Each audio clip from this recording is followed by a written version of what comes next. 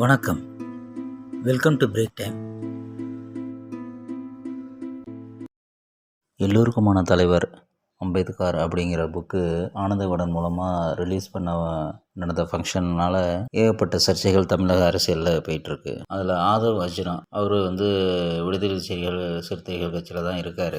ஆக்சுவலாக இந்த புக்கை தமிழக வெற்றி கழக தலைவர் விஜய் மூலமாக ரிலீஸ் பண்ணுறாங்க. அதுவே பெரிய சர்ச்சையை கலப்புது. தலித் மக்களுக்கான ஒரு தலைவரை பற்றிய புக்கில் ரிலீஸ் பண்ணுறதுக்கு தமிழகத்தில் ஏகப்பட்ட பேர் இருக்காங்க. தலித் மக்களுக்காக பாடுபட்டவங்க. அவங்களெல்லாம் விட்டுட்டு விஜயை கூப்பிட்டு ரிலீஸ் பண்ணுறதே ஒரு சர்ச்சைக்குரிய விஷயமா பார்க்கப்படுது. இது மூலமாக விஜயோட அரசியல் கட்சி வளர்ச்சிக்கு தான் அது அவருக்கு யூஸ்ஃபுல்லாக இருக்குது. நியாயமாக பார்த்தா திருமாவளவன் மிகவும் தகுதி வாய்ந்த நபர். அந்த புக்கு ரிலீஸ் ஒரு திமுக கூட்டணியில் இருக்கிறதுனால வரல. ஆனால் அவருக்கு பதிலாக வந்த மாதிரி ஆதவ் அர்ஜுனாங்கிறவர் கலந்துக்கிட்டு அவர் பேசின பேச்சு தான் பெரிய சர்ச்சையை கிளப்பியிருக்கு. இந்த ஆதவ் அர்ஜுனா யாருன்னு பார்த்தோன்னா வாய்ஸ் ஆஃப் காமன்ஸ் அப்படிங்கிற தேர்தல் வியூக நிறுவனம் ஒன்று வச்சுக்கிட்டு அது மூலமாக மாநாடு, எலெக்ஷனுக்கான ஸ்ட்ராட்டஜி இதெல்லாம் பண்ணுற விஷயங்கள்லாம் பண்ணிட்டு இருந்திருக்காரு. 2021 ஸ்டார்டிங்கில் தான் விடுதலை சிறுத்தைகள் கட்சியோட தேர்தல் வியூக வகுப்பாளராக இருந்திருக்காரு. 2024 பிப்ரவரி இந்த வருஷத்துல தான்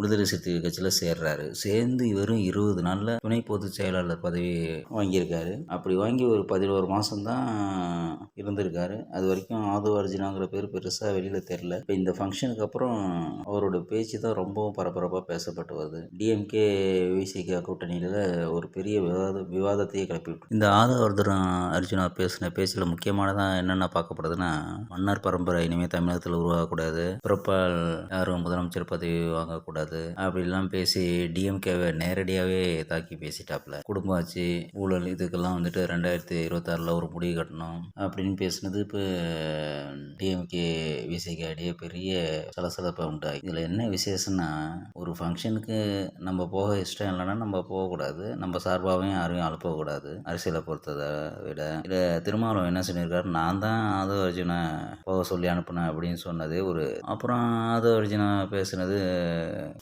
கட்சிக்கு எதிராக இருக்குது அப்படின்னு சொல்லி இப்போ ஒழுங்கு நடவடிக்கை எடுக்கிறேன், 6 மாதம் இடைநீக்கம் செய்கிறேன்னா என்ன அர்த்தம்? சும்மா கடந்த சங்க ஊதி கெடுத்தாங்கிற மாதிரி இப்போ ஆதவ் அர்ஜுனாவை பெரிய ஆளாக்கி விட்டீங்க. இப்போ ஆதவ் அர்ஜுனா தமிழக வெற்றி கழகத்தோட கூட்டணி வைக்க வாய்ப்பு இருக்குது. என்ன கூட்டணி? தேவையில்லாமல் தலித் மக்களோட ஓட்டே பிரியும் அந்த பக்கம் போனாக்க. இப்போ திருமாவளவன் இடைநீக்கம் பண்ணுறேன்னு சொன்ன பிறகும் வார்த்தை போர்கள் 2 பேருக்கும் போயிட்டே இருக்குது. பார்ப்போம் இது எங்கே போய் முடியுதுன்னு. உங்களுக்கு இந்த சேனல் பிடிச்சிருந்தா மறக்காமல் லைக் பண்ணுங்கள், கமெண்ட் பண்ணுங்கள், ஷேர் பண்ணுங்கள், சப்ஸ்கிரைப் பண்ணுங்கள். தேங்க்ஸ்.